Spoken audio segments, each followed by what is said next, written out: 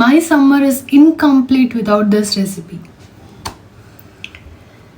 Instant mango pickle. ಮಾಡೋಣ ಬನ್ನಿ, follow ಮಾಡ್ಕೊಂಡು ಕಿಚನ್ ಒಳಗೆ ಬನ್ನಿ. ನಿಮ್ಗೊಂದು ಸೀಕ್ರೆಟ್ ಹೇಳ, ಈ ಮಾವಿನಕಾಯಿ ತೊಗೊಂಡಿದ್ದು ಅಲ್ಲ, ಯಾರೋ ಕೊಟ್ಟಿದ್ದು ಅಲ್ಲ,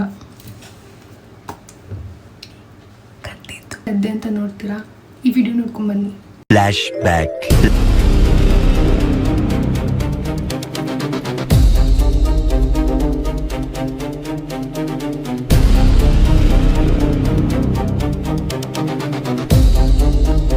ಇದು ನಮ್ಮ ಪಕ್ಕದ ಮನೆಯಿಂದ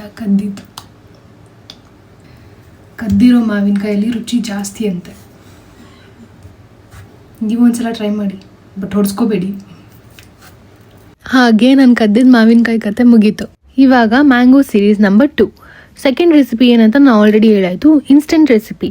ಸೊ ಇನ್ಸ್ಟೆಂಟ್ ಮ್ಯಾಂಗೋ ಪಿಕಲ್ ಹೇಗೆ ಮಾಡೋದು ಅಂತ ನೋಡೋಣವಾ? ನಮ್ಮ ಮನೆ ಮುಂದೆ ಒಂದು ಮಾವಿನಕಾಯಿ ಮರ ಇತ್ತು. ತುಂಬ ದಿನದಿಂದ ಅದ್ರ ಮೇಲೆ ಕಣ್ಣಿತ್ತು. ನಾನಂತೂ ಚಿಕ್ಕ ಚಿಕ್ಕ ಮಕ್ಳನ್ನೆಲ್ಲ ಓಡಿಸಿದೆ, ಅದು ನಂದು ಹೋಗ್ರು ಅಂತ.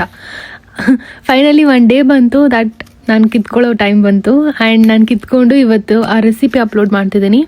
ಸೊ ಏನಪ್ಪ ಅಂದರೆ, ಈ ಮ್ಯಾಂಗೋ ಏನಿದೆ ತೋತಾಪುರಿ ಮಾವಿನಕಾಯಿ, ಅದನ್ನು ನೀಟಾಗಿ ಚಿಕ್ಕ ಚಿಕ್ಕದಾಗಿ ಕಟ್ ಮಾಡ್ಕೊಳ್ಳಿ. ನೆಕ್ಸ್ಟ್ ಗಾರ್ಲಿಕ್, 2 ಫುಲ್ ಗಾರ್ಲಿಕ್ ತೊಗೊಂಡು ಈ ಥರ ನಾನು ಜಜ್ಜಿ ಇಟ್ಕೊಂಡಿದ್ದೀನಿ. ತುಂಬ ಫೈನ್ ಪೇಸ್ಟ್ ಮಾಡೋದು ಬೇಡ, ಬಿಕಾಸ್ ಆ ಕ್ರಂಚಿನೆಸ್ ಉಪ್ಪಿನಕಾಯಲ್ಲಿ ಸಿಗಲಿ ಅನ್ನೋದಕ್ಕೋಸ್ಕರನೇ ಇದನ್ನು ಆ್ಯಡ್ ಮಾಡ್ತಿರೋದು. ಆ್ಯಂಡ್ ಒಂದು ಪ್ಯಾನ್ ತೊಗೊಳ್ಳಿ. ಆ ಪ್ಯಾನಲ್ಲಿ ಒಂದು 2-3 ಸ್ಪೂನ್ ಆಯಿಲ್ ಹಾಕ್ಕೊಂಡಿದ್ದೀನಿ. ನಿಮ್ಗೆ ಎಷ್ಟು ಬೇಕಷ್ಟು ಆಯಿಲ್ ಹಾಕ್ಕೋಬೋದು. ಇನ್ಫ್ಯಾಕ್ಟ್ ಆಯಿಲ್ ಜಾಸ್ತಿ ಹಾಕ್ಕೊಂಡಷ್ಟು ಉಪ್ಪಿನಕಾಯಿ ಟೇಸ್ಟ್ ತುಂಬ ಚೆನ್ನಾಗಿರುತ್ತೆ. Next chillies. ಪಿಕ್ಕಲಲ್ಲಿ ಹಾಕಿರೋ ಚಿಲ್ಲೀಸ್ ನಂಗೆ ತುಂಬ ಇಷ್ಟ ಆಗುತ್ತೆ. So I will add some chillies for that. ಇವಾಗ ನಾವು ಒಗ್ಗರಣೆ ಹಾಕಿರುವಂಥ ಚಿಲ್ಲಿ ಮತ್ತು ಗಾರ್ಲಿಕ್ ತೊಗೊಂಡು ನಾವು ಆಲ್ರೆಡಿ ಉಪ್ಪು ಖಾರ ಹಾಕಿಟ್ಟಿರೋ ಮಾವಿನಕಾಯಲ್ಲಿ ಇದನ್ನು ಹಾಕಿ ಚೆನ್ನಾಗಿ ಸ್ವಲ್ಪ ಮಿಕ್ಸ್ ಮಾಡಿಕೊಂಡು ಹಾಗೆ ಹಾಕ್ಕೊಂಡು ತಿಂತಾ ಇದ್ದರೆ ಸೀರಿಯಸ್ಲಿ ವಾವ್.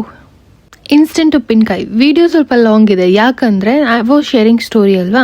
ಬಟ್ ನೀವು ಮಾಡೋಕ್ಕೆ ಇನ್ಫ್ಯಾಕ್ಟ್ 5 ಮಿನಿಟ್ಸ್ ತೊಗೊಳ್ಳಲ್ಲ, ಅಷ್ಟು ಸಿಂಪಲ್ ರೆಸಿಪಿ ಇದು. ನಿಮ್ಮನೇಲಿ ಒಂದ್ಸಲ ಟ್ರೈ ಮಾಡಿ, ಹೇಗಿತ್ತು ಅಂತ ನನಗೂ ತಿಳಿಸಿ.